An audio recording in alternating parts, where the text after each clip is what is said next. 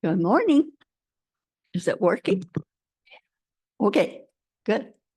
Welcome.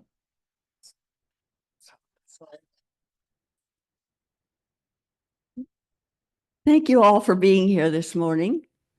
Thank you, Jeff and Janine, for the music, and Mark. I love those songs. Thank you to the board and Linda for providing these little mornings with Myrtle booklets. Now, I really don't want you to try to read it while I'm talking. But if it gets so bad, and you've fallen asleep, go ahead.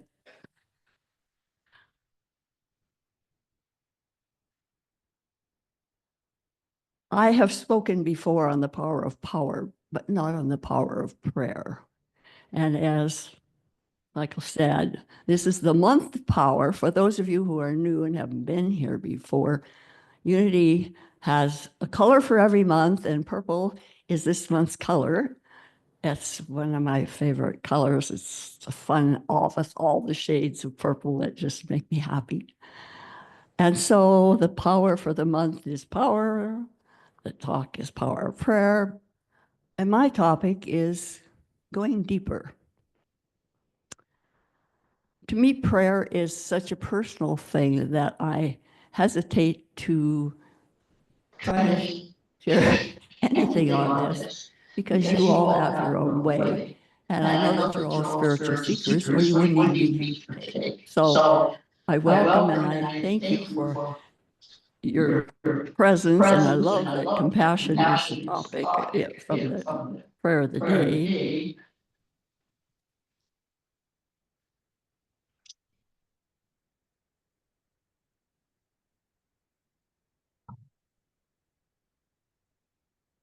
Her name was Irma. Irma, E-R-M-A. She was 9 when I was 7. We both went to the same little country school, Nywall School, and she was a grade ahead of me. There was only 3 families that went to that school. My family, I was the second of 5. Her family, she was the 8th of 10, and another family that had 5. Now, I thought we were the rich kids because we had a house with an indoor bathroom, and we actually had 2 vehicles, and we had 2 pairs of shoes, or 3 sometimes, because we had shoes for play, shoes for dress or school, and then to go to church in. We had deodorant. And so the other 2 families didn't necessarily have those luxuries. One family, the 5, they walked to school the 4 miles. And frequently, when the year wore on, their shoes were tied to their feet so they didn't fall off. And in the winter, when it was so cold, they would ride a horse to school. And so, but we all cared about each other.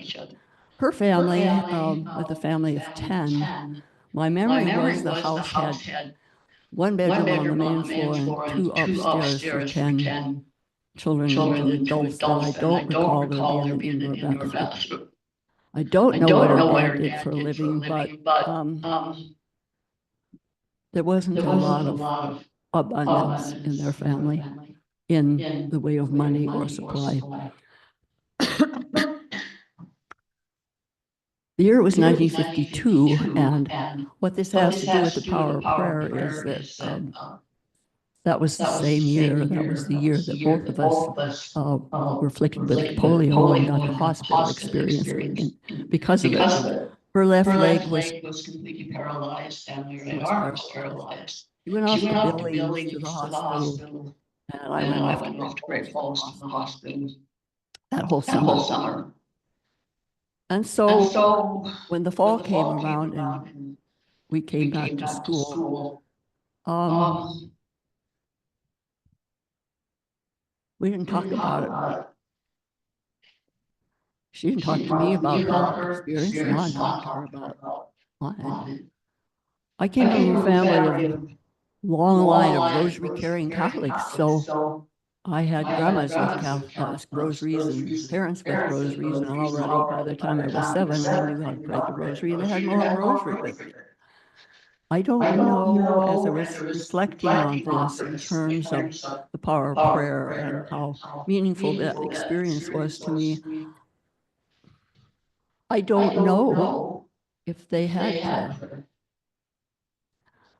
I do know that it was an experience in compassion for me because my arm started working and the doctors told my parents the best exercise I could do would be to play the piano.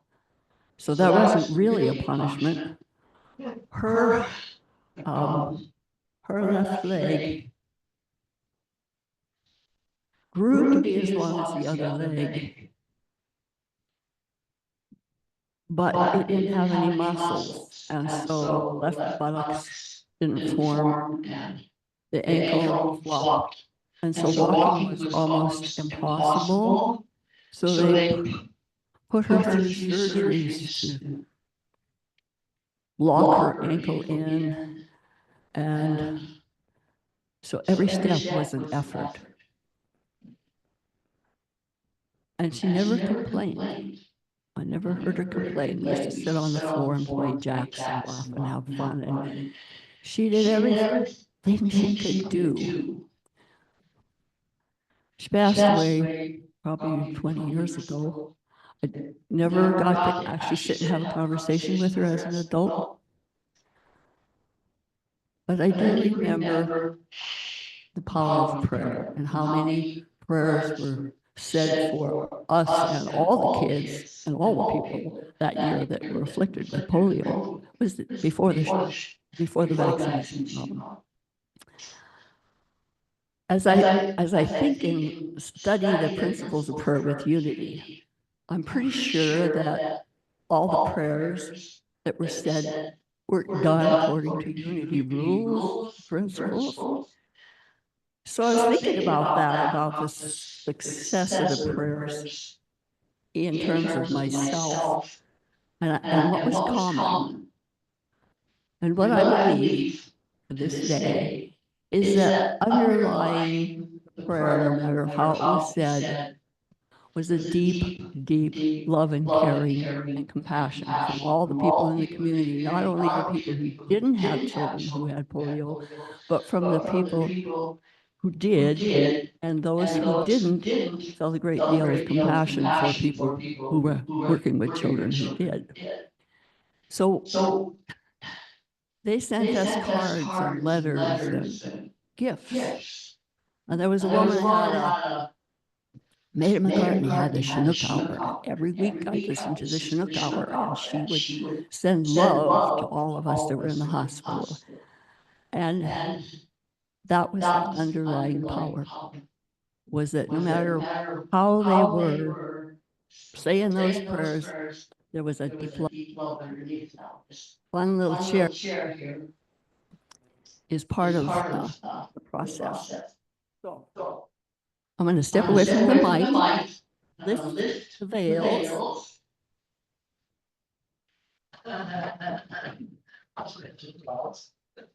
So those of you in the back can stand up or come closer or whatever.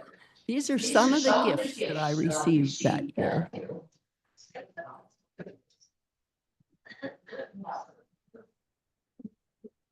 She's lost a sock over the 70 years that I've traveled around with her, but she's too cute. They're all cute. They're all beautiful. And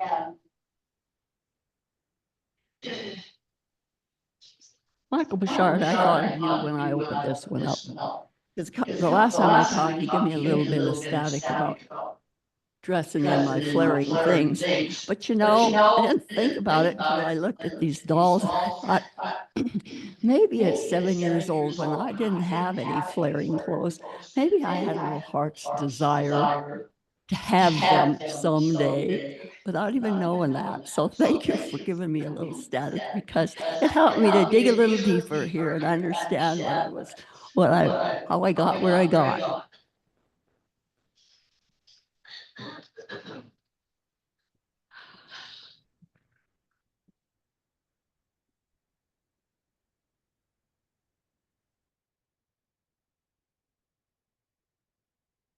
I hope by hearing these stories that I share, that somehow it will jar some of the memories of your own stories of your life and some of the prayers that have been prayed successfully in your life for things that you manifest, health, wealth, opportunities, change. I wrote down that prayer is a pathway to change. And then I thought, oh, that's interesting. Most of us resist change. Oh, I want change, but I don't want to have to change. I want it to change out there. And so I'm sticking with it though. I'm sticking with that prayer is a pathway to change our own. And I'm kind of want to stay on the topic of just praying and keeping it to yourself today. Somebody else in the month can talk about praying for somebody else or praying for the world or praying for peace out. Let's stay right here with yourself in terms of your memories and just let that take you where it takes you in terms of your going deeper.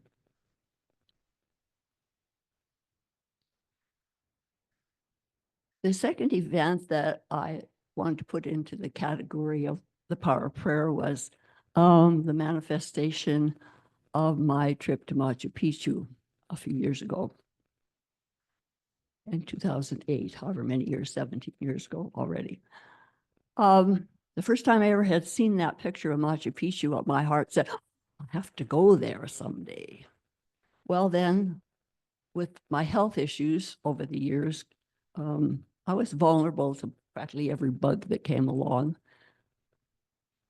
I wasn't fit to go to Machu Picchu until I started, well, I got really sick in 97 and started, it was kind of a digging deeper, learn how to live a different lifestyle. So I started applying a lot of Merle Fillmore's beliefs and as well as lifestyle practices, natural medicine, incorporating that into my healthcare, ultimately going to study and ultimately really just loving it.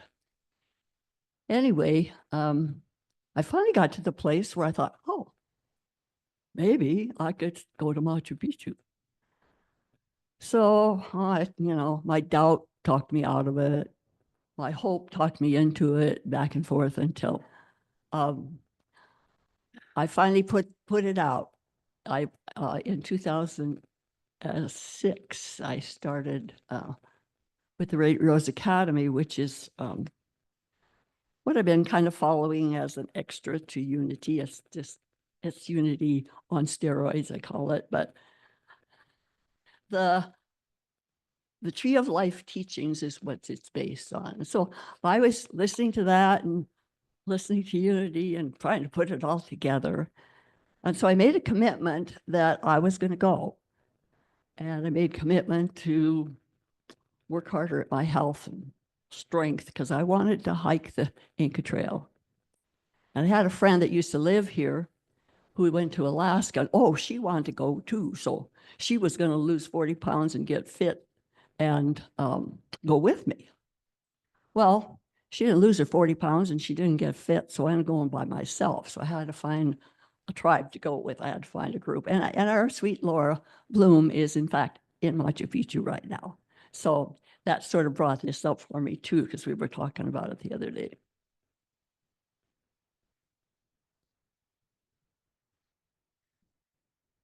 I did go. I did hike the trail. And in digging deeper and thinking about it, there was a couple of things that came up. I've shared some of this before, but I don't know if I shared about the hollyhocks before. Now we're at 8,000 to 15,000 feet altitude and 27 miles, 4 days, 3 nights, sleeping in the tent, peeing in a bottle, whatever, the whole thing. And so the hollyhocks showed up. Well, after I had done all these years of trying to heal all the things, I thought it was interesting that they were along the trail at that altitude. When I was a kid, every time I went anywhere around hollyhocks, I could not breathe. I end up in the hospital a couple of times because hollyhocks, I was allergic to hollyhocks, oh, and horses. And so, especially this one place that I always went to visit relatives and great grandmother, there was horse and hollyhocks. And so pretty soon I couldn't go there.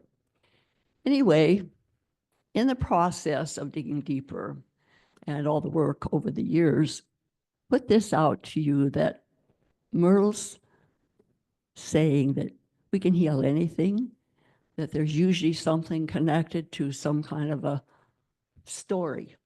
And some of them might not be fun stories that started this whole ball rolling to mess with your immune system or whatever. So I had moved past being allergic to hollyhocks. So every one of them that were on the trail, I'd stop and smell them and give them a little thank you for being there. The other thing that came up as I was digging deeper was the llamas. Now, I don't know if you've been around a llama close, but they're pretty big and they're pretty powerful, and they have eyes. Oh, they have eyes that just melt you. And they know who they are because they know that when the trail's narrow, they can take their half right out of the middle.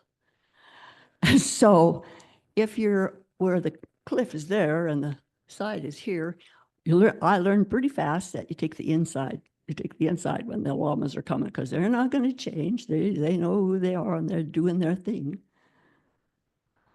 And I learned that looking into their eyes as they shoved me when they were doing their thing, went past me without thinking they were shoving me, was a place of wonder for me, just absolute marvel at the beauty of them. And so that became kind of a challenge at times on the trip, but truly a metaphor for me and perhaps all of us, that we can take the middle ground and at the same time stay with who we are without having to sacrifice our values.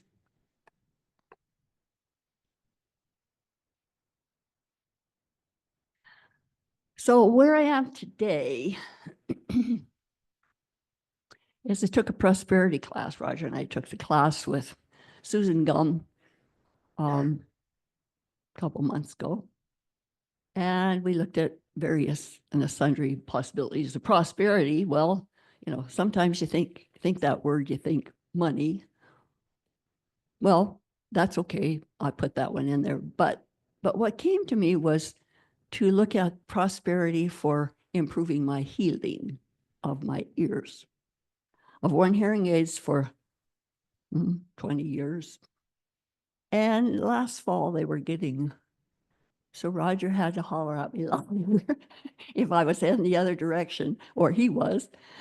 And I thought, this isn't working. And my Radiant Rose Academy teachings are throw away the number of the year that you were born.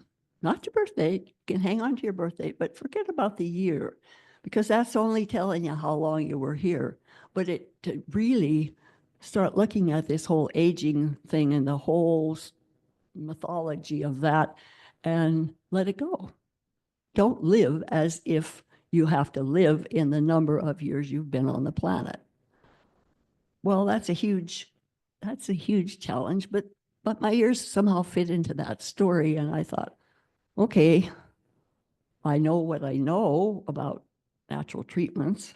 And at the same time, there was this letting go that had to happen.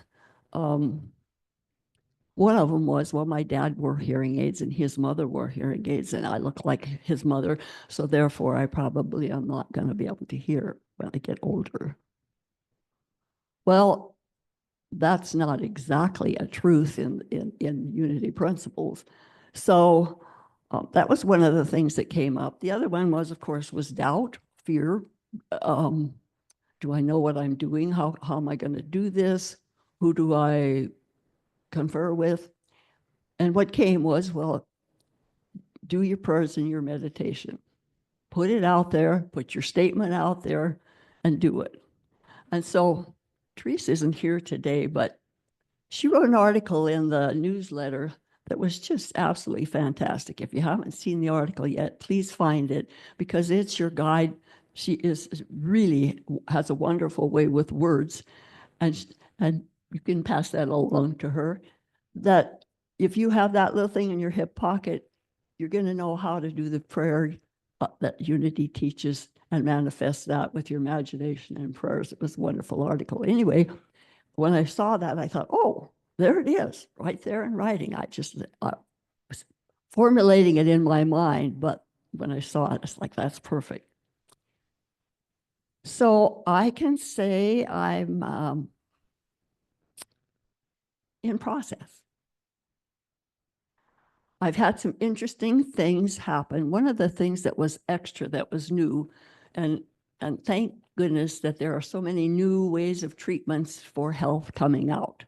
There's light therapies, there's sound therapies, and one of the things that the Red Rose Academy presented in the teachings and get every week on my transmissions is sound attunement. Well, I didn't think too much about it, listening to them. Now, how could I think I was going to listen to something that they said would be helpful and then think nothing was going to change? Well, here you go with the change thing. You know, if you want change, something had to change within me. And I'm going to see if I can find something that I wrote down the other day that seemed like was really, really, really important to share with you. Our senses and faculties are here to bring us a state of enjoyment. Well, my hearing has brought me enjoyment with music and also struggle in trying to hear the things that I need to hear. There is a loosening up, a change of the things, even beliefs that we have held in our bodies that have hardened us physically, chemically, spiritually, and is ready to be released. Hardened. That word kind of like stuck, and I thought, that's what it feels like in there. That feels like there's something hardened in there. So when you're looking at your body and waiting for your body, and I talked about this last time, letting your body talk to you and tell you what it needs and what's going on, what's not quite functioning, was like that word just jumped out, and it was like, boom. I put it in parentheses. It was so strong. So the sound attunement is part of releasing things physically, chemically, and spiritually. So when they talked about chemically, I thought, what does that mean? Physically is my physical body. But chemically, they said, is the combination of mental and emotional, and it also has to do with the different systems in the body. And one of the things they said is that there is no evidence of the aging of the central nervous system. There is no evidence of the aging of the central nervous system. It apparently doesn't have a mirror to look in every day. So what does that mean? What they said was that the story we're telling ourselves is greatly affecting the nervous system, the central nervous system. So if I'm telling myself a story that, well, of course, I'm going to lose my hearing because my dad and my grandma couldn't hear, then I'm creating my own reality here that is not necessarily in my favor. So they invited us to really pay attention to the stories that we're telling ourselves or the words that we're saying. I found myself saying, well, oh, sit over here. I'll sit over here when I sing because this is my good ear. What do you think this ear was thinking when I'm saying that's the good ear? It's thinking, well, I must be a bad ear.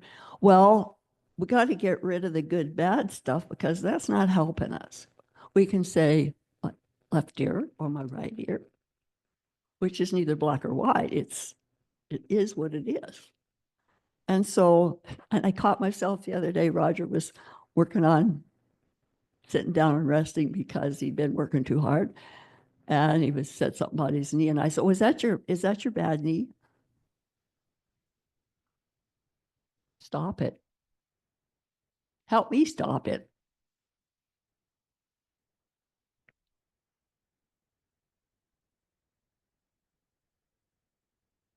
So I continue the process of trying to loosen up and let things flow when it comes to my ears. So they started crying.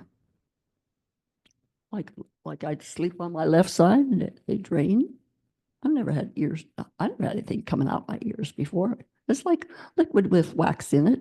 It sticks to the outside and it just tickles and sometimes itches. So then if I sleep on this side, the same thing. So this one cleared up first. This one stayed fine, so I was able to put the hearing aid in there. But this one was when I was working on first, the right ear. And then when this started to be good enough to put the hearing aid in, then this one started in. So the universe is being kind to me to not have to take them both out at the same time. And I don't know where this is going. I don't know how much better they can get. I don't know what this means to you, except that the prayers that Myrtle talks about, that Charles finally got, that he could maybe fix his leg, are purposeful, are meaningful, are helpful, and can take us to a place that's different than the one that is just going down the hill. They say that the whole process of aging is about wisdom. It's not about hooking up to some umbilical cord in the form of an IV.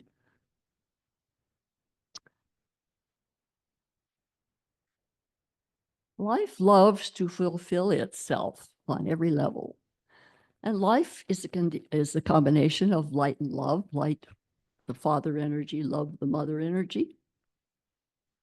I know my body is full of life and I am worthy, and I invite my life to fulfill itself, myself, through this life I have been given. So with the mother energy words, I'm just going to say that in this going deeper, I've had a deeper appreciation for my mother, who's been gone about 20 years. And so I know that Abby's going to talk about Mother's Day next week, or she gets to talk on Mother's Day. So I just invite us as we do our meditation to consider the things that have been said, the stories, your own stories. See if there's any place, anything, any idea, any belief that you need to loosen up. And we'll have some lovely meditation while we have quiet music.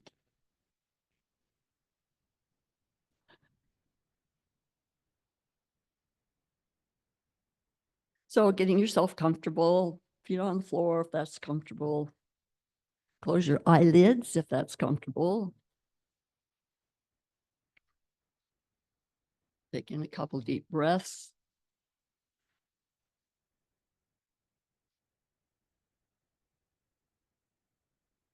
My beloved mighty I am presence within me, above me, and everywhere transcendent.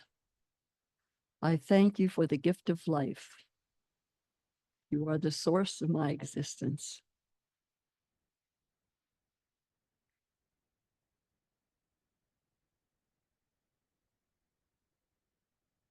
Help me to go deeper so that I may loosen the hardness that I have created within myself through criticism, condemnation, judgment, blame, gossip, worry, frustration, anger, hatred, all those things. Loosen up the hardness.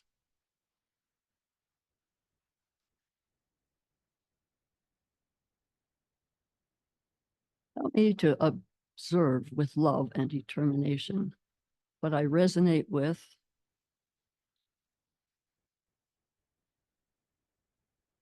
and understand that this is this new stage of my ever-evolving consciousness.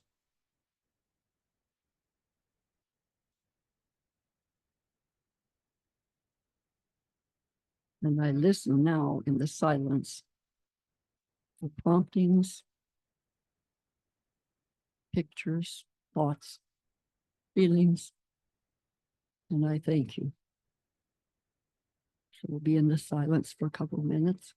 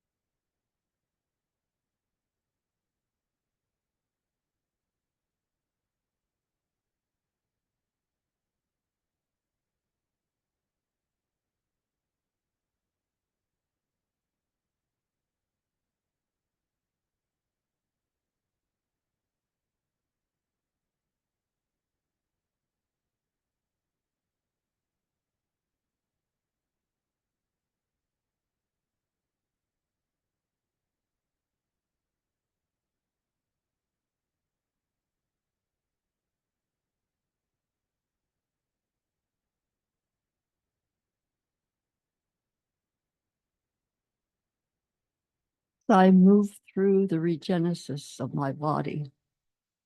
In this next month, I pay attention to the promptings, and I thank you again for the gift of life.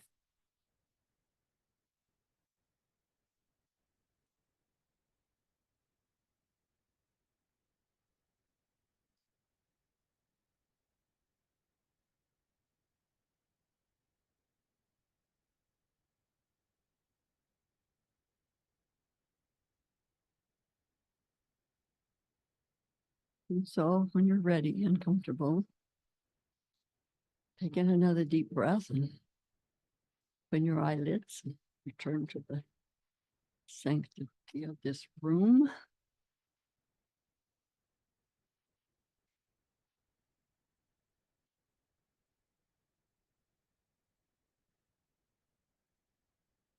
So shall we stand for a prayer of protection?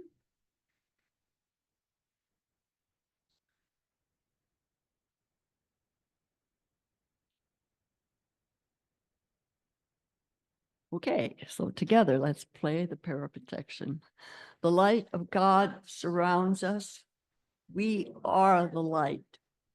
The love of God enfolds us. We are the love. Power of God protects us. We are the power. Presence of God watches over us. We are the presence. Wherever we are, God is, and all is well. We are one.